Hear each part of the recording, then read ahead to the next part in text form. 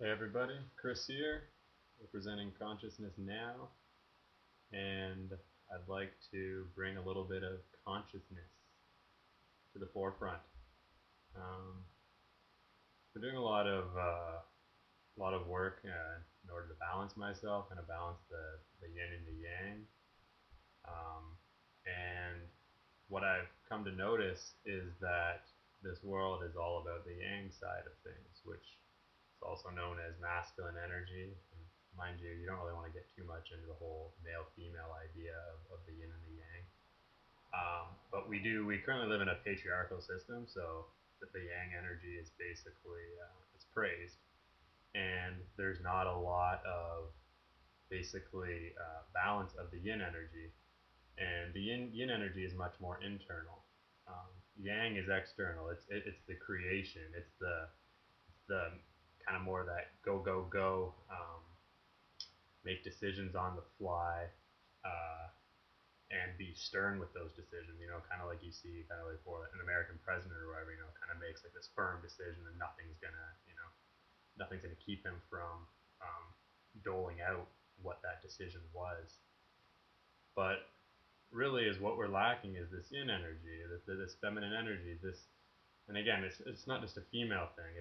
It's what we all want to have, basically a balance of, because the yin is really what we are creating. It's what's inside. It's what our intentions are. It's what direction we want to be going into.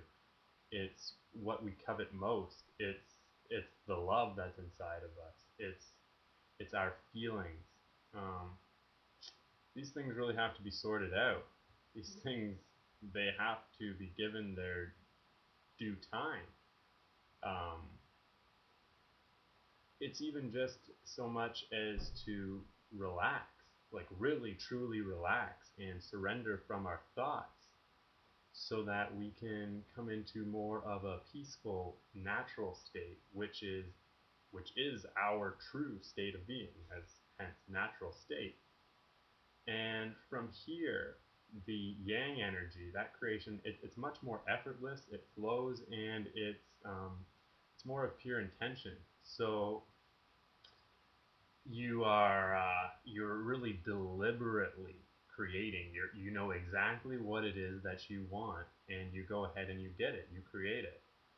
And what I basically want to do is form something kind of called the Conscious Now Support Network, and I want to be able to support others looking to deliberately create, especially with pure intentions. That's kind of the whole idea. But I just I recommend experience in general. So even if you deliberately create and your intentions were a little hateful or whatever, well, you might see the whole cause and effect of the idea. The whole idea of what you reap is what you sow, and through that action, and especially if you're more conscious of what that action is, you're going to come to an understanding of what that brings back. And then you might change your intention to something a bit more pure and loving, because you'll see, ooh, that's what I get back. You get all that good stuff. So, kind of what I want to end this with is just a way to kind of get real about things, and just want to show kind of like the two sides of the coin and how we all experience this, and how we really choose what we are by what we put our attention on, and then through that attention it comes into action, and then we come to really know who we are, as a being.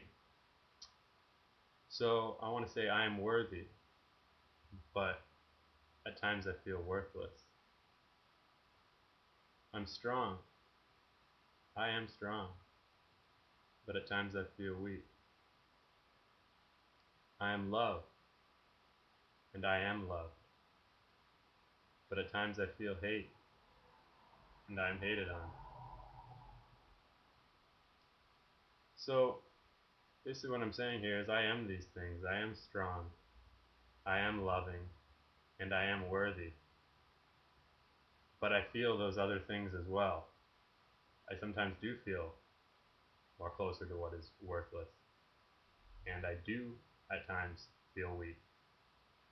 I ain't no quitter, but even at times I sometimes do feel like I want to give up. But it's acknowledging these things, for one, because this is what humbles us. And then it's basically making a choice of which one that you want to experience. Sometimes we'll experience like a bit more of a lull, we'll experience some of that unworthiness, we'll experience some of that hate or whatever it is, but after a while we get kind of fed up with that and we want to choose something different. And basically we can see is when we love ourselves and when we believe that we're strong and when we believe that we're worthy, then we do things that embody that action. And then we come to understand that is what we are. Just as much as when we are feeling unworthy or weak, and in those actions, and the whole self-fulfilling prophecy of those actions, we say that, okay, well, we are weak, or we are... Well, it works the exact same other way. So it's your choice. What do you want to be? What are you? And isn't it time to start experiencing that?